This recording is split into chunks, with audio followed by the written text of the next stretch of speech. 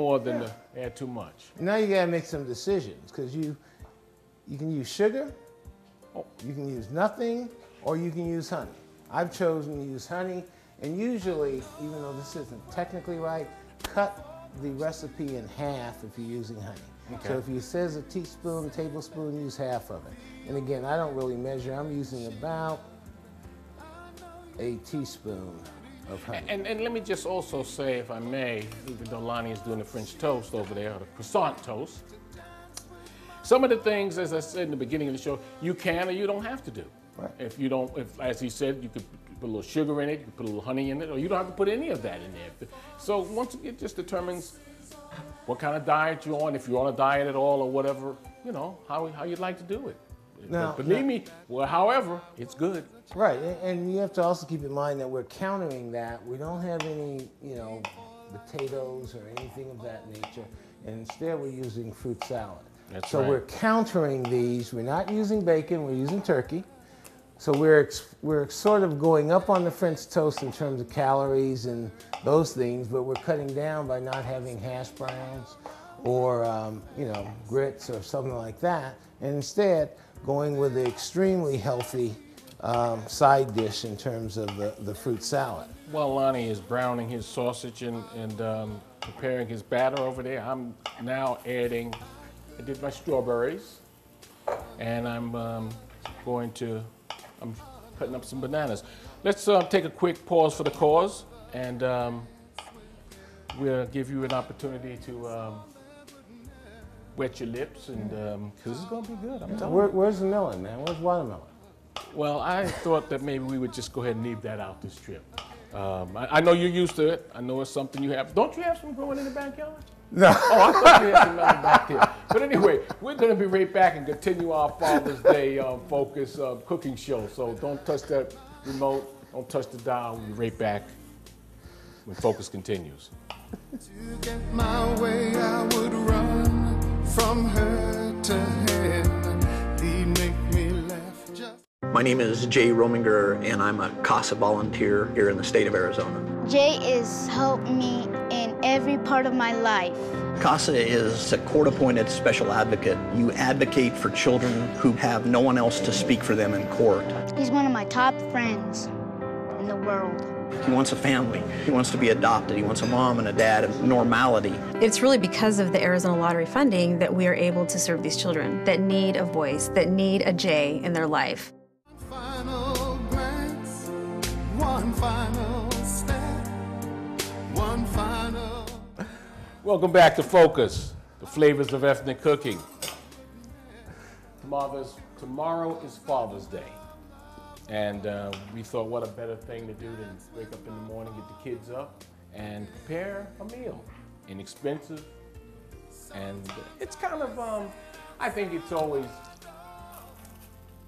much nicer than just going out and buying it here. I really do. And it gets the kids involved, gets everybody involved. So basically, just to recap a little bit of what we're doing, I'm doing a fruit salad here. I've already diced up my strawberries. I'm gonna add a little, might as well put them in there now for a little color. But they're good for you. All these things are good for you. And banana, and then apple. And once again, you can do whatever you want. My little secret ingredients is walnuts. I put walnuts in mine. Some people put other things in theirs. And it's so funny because I do not care for, I don't like yogurt. But if you put it in the fruit salad, it is fabulous. I don't know how I did it one time, but, and once again, you put it to your liking. A little bit or a lot. You'll see how much I use. I don't measure anything. I just kind of throw it all together. Lonnie's down there killing us with his turkey sausage. Yeah, it smells good, doesn't it? Smelling very good. And he's also doing a little, yeah, I'm calling it croissant toast instead of French toast. And because we're using the croissants, again, we're going to not use cream. A lot of times people use cream, or half and half. But we're using, which is very smart. 1% milk there, and because we're cutting it down. And I remember when I first used croissants for French toast, and a few people scoffed at it, but I tell you, they are so good. So we got cinnamon, nutmeg. I got a little lemon zest. I'm gonna put a little lemon in here. And you showed them how you got that zest, right? Yeah, and then we got 5 eggs, about a cup and a half of milk. Again, 1%. I used a little bit more because we're using 1%. And basically whisked it up.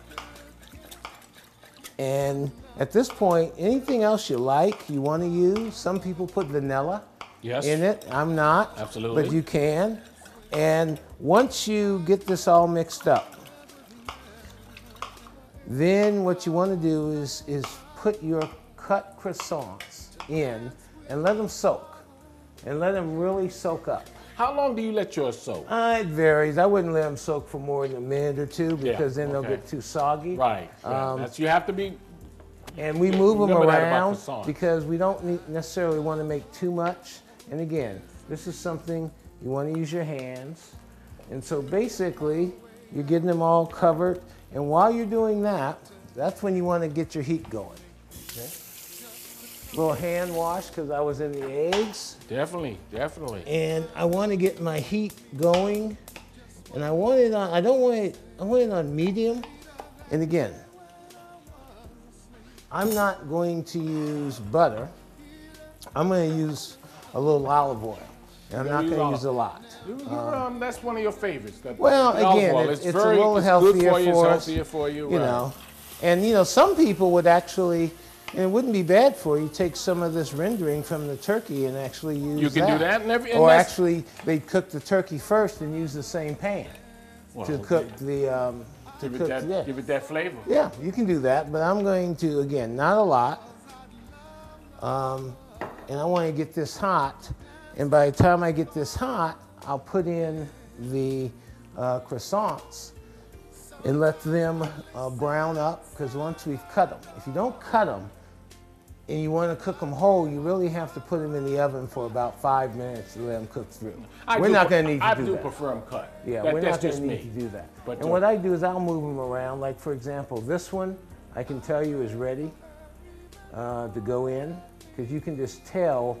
And croissant, you know, the interesting thing about French toast is that it really started with older bread. Not stale bread, but just because it's firm. And let me give you a secret. It should stay that way. If you ever have French toast for French bread for dinner, and you don't use it all, save it and use it for French toast. So, and I only bring that point up is that's why you have to be very careful not to soak, as you said, that croissant, because they're already flaky and soft, so you don't want them to fall apart. I put the bread side down first. Okay. I always put the bread side down because that's where most of the egg has gotten, and let the bread side cook first. And while he's doing that, I can just let everybody know now I'm on my apples, and I basically, there's really no secret to it. I just kind of cut them very carefully if you got the kids helping out. Just supervise them, and then I just, as you can see here, starting to get that nice color. I've got strawberries in there, I have blueberries in there, and I have bananas in there. And if it's something that you don't like, you can eliminate it or put a little bit more of it in there. So that's the great part about the meal. One of the things I also do, which may be a little overkill, but I usually put cinnamon once they get in the skillet also. Okay, yeah. I love cinnamon. You like cinnamon. I like cinnamon. You like cinnamon. And you do too, because you have to eat it, because that's the way I'm making it. Yeah, well, so, I can make a face. That's just part. That's just part of your burden in life. Yes, it is. You know, deal with the cinnamon, but I do happen to like it, so.